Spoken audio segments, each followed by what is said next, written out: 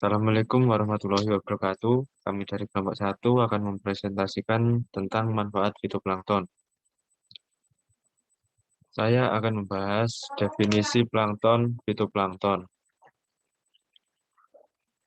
Pembahasan 1.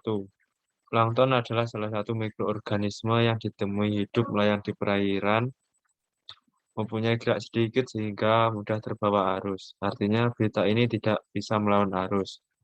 Plankton dibedakan menjadi dua, yaitu zooplankton atau plankton hewani dan fitoplankton atau plankton nabati.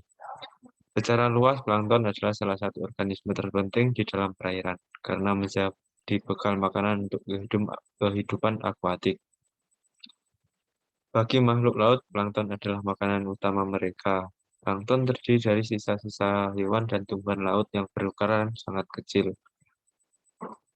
Yang kedua, fitoplankton. Fitoplankton adalah jasad renik atau organisme air yang berukuran sangat kecil dan melayang mengikuti pergerakan air, hidup dan bersel tunggal, tetapi ada yang berantai dan berkembang biak sangat cepat dengan daur hidup relatif pendek.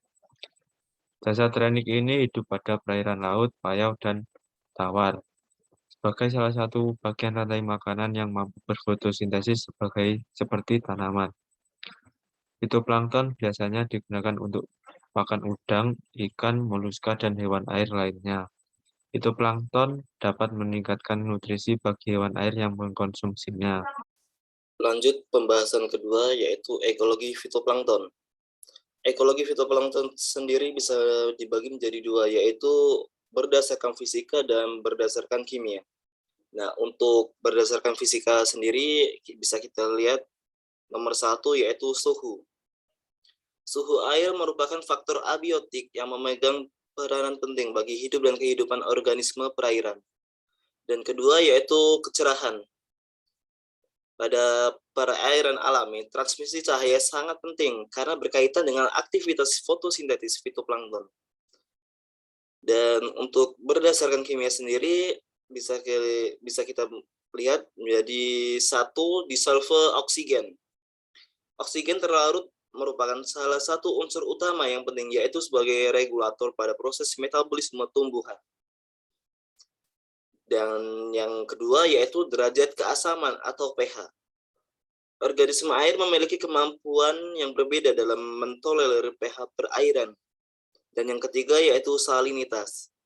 Salinitas adalah jumlah berat semua garam atau dalam garam yang terlarut dalam 1 liter air, biasanya dalam satuan per mil. Dan keempat yaitu nitrat. Nitrat adalah nutrien utama bagi pertumbuhan fitoplankton dan algae. Dan yang terakhir yaitu fosfat. Fosfat merupakan salah satu zat hara yang diperlukan dan mempunyai pengaruh terhadap pertumbuhan dan perkembangan hidup organisme di laut.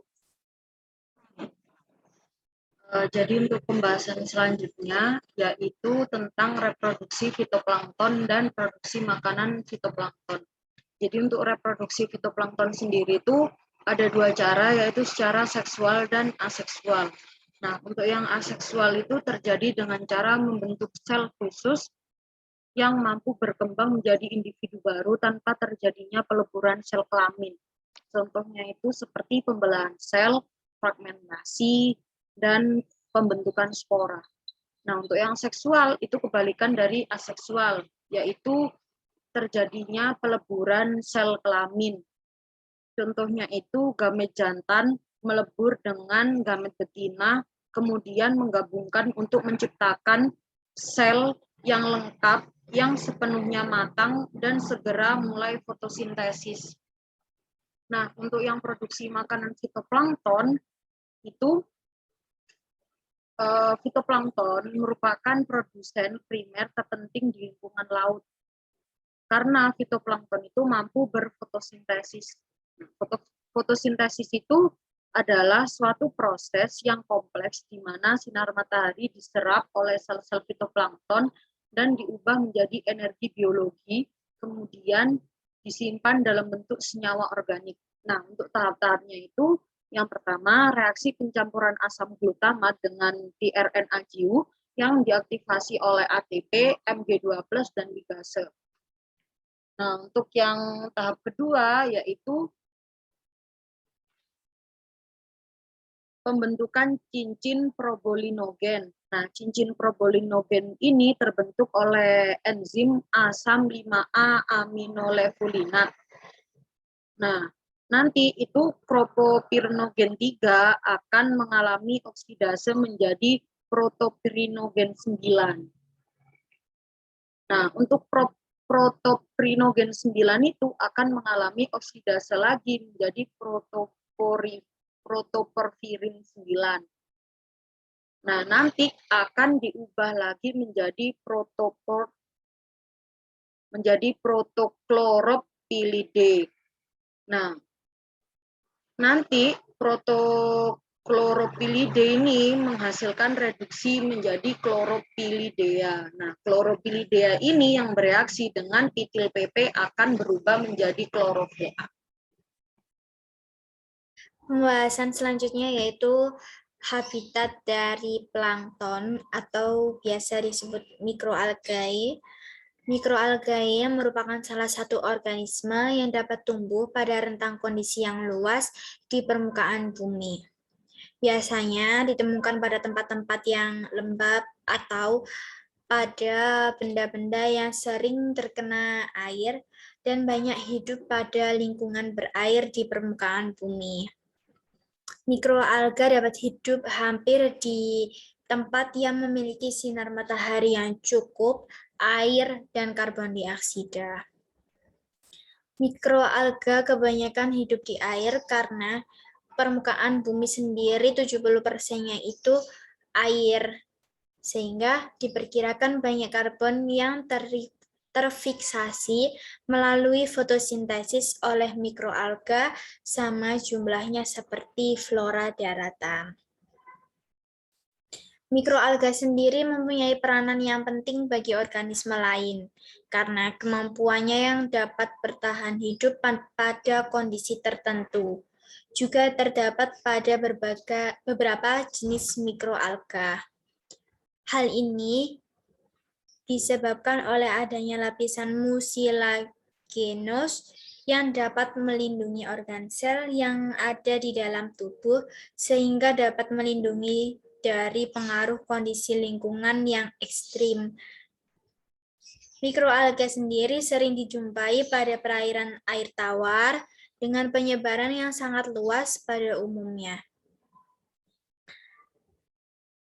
Mikroalga sendiri pada umumnya adalah terdiri dari beberapa divisi, yaitu mikroalga dari divisi Chlorophyta, kemudian ada mikroalga divisi Cyanophyta yang biasa dijumpai pada perairan yang ekstrim. Sedangkan mikroalga dari divisi Chlorophyta biasa dijumpai pada perairan air tawar. Di dalam pembahasan 5 akan membahas tentang definisi ekosistem perairan. Ekosistem perairan adalah ekosistem yang faktor lingkungan eksternalnya sebagian besar adalah air, di mana air ini berperan sebagai habitat dari berbagai macam organisme air seperti ikan dan tumbuhan. Jadi, ekosistem perairan adalah lingkungan yang terdiri dari komponen biotik dan abiotik dan didominasi oleh air sebagai habitat dari komponennya. Di dalam ekosistem perairan terdapat dua komponen, yaitu komponen biotik dan komponen abiotik. Di dalam komponen biotik dibagi menjadi 5 macam. Yang pertama adalah plankton yang terdiri dari fitoplankton dan zooplankton. Yang kedua adalah nekton, yaitu organisme yang bergerak aktif atau berenang seperti katak dan ikan. Yang ketiga adalah neuston atau organisme yang mengapung di permukaan air seperti eceng gondok dan teratai. Yang keempat adalah bentos, yaitu organisme yang berada di dasar perairan seperti kepiting dan udang.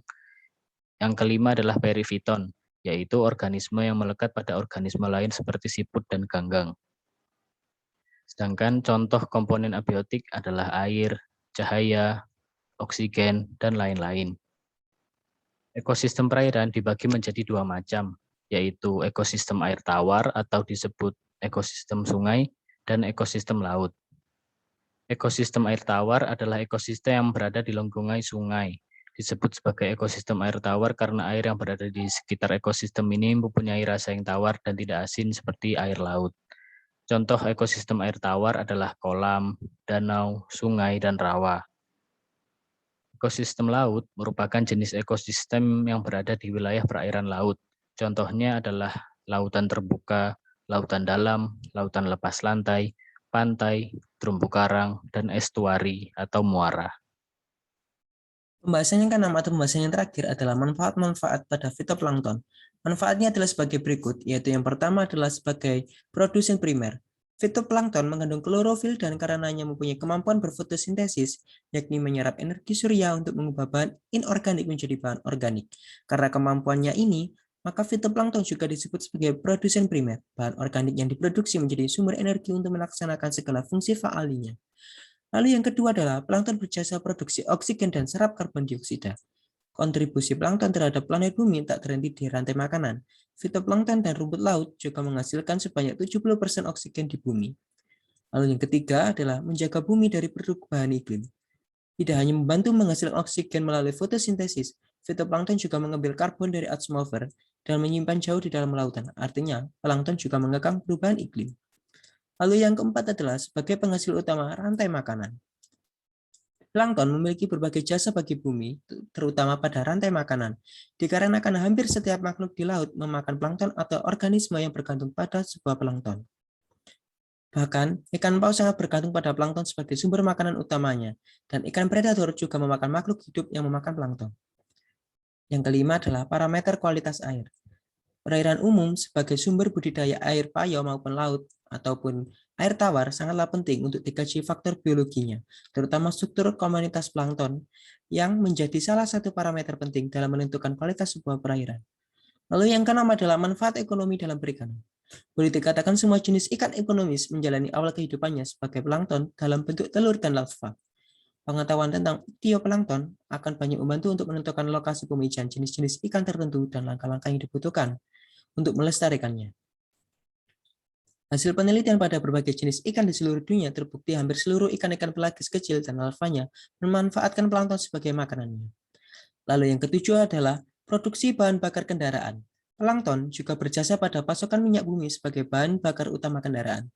Melalui proses yang berasal dari laut kuno, plankton terlibat dalam produksi bahan bakar. Ketika plankton mati, mereka tenggelam ke dasar lautan. Di dasar lautan, puing-puing mengendap di atasnya dan reaksi kimia mengubah bahan menjadi lilin kerogen dan bitumen.